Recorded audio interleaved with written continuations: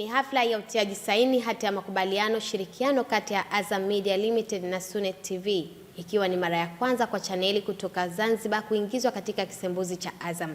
Afisa mtendaji mkuu biashara Azam Media Limited, Sabrina Mohamed Ali, na naibu msimamizi mkuu Sunet TV, Hussein Saidi Dadi, wanaelezea mikakati yao katika kuimarisha utoaji wa huduma kwa watumizi wa kisembuzi cha Azam. Kwenye platform zetu za satellite ambayo ni kupitia kisimbuzi cha Dish pamoja na Azam TV Max.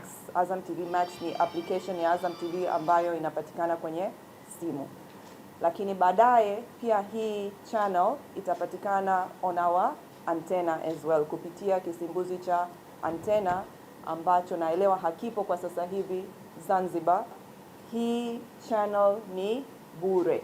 Kwa hiyo nawasihi sana watazamaji wetu, haswa wapenzi wa habari, tamthilia, na haswa I'm expecting kwamba hizi zitakuwa sana za Kizanzibari. Kwa ufupi sana, napenda kuwajulisha kwamba kuanzia wakati wote, kuanzia sasa hivi Sunet TV itaonekana katika channel 417 katika kinyamuzi cha Azam.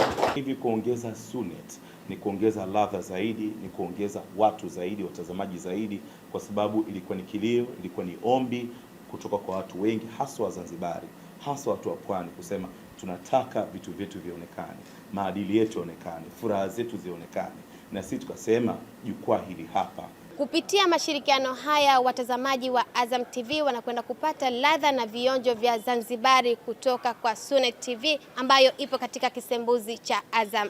Kutoka Kisiwani Unguja, Naima Haji, Azam News.